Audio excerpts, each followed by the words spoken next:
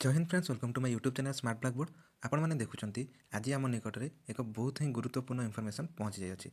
देखिपारे जहाँकि रही आम सर्टिफिकेट गुड़िक आम आम निजर सर्टिफिकेट गुड़ी बारंबार एप्लाई करूँ।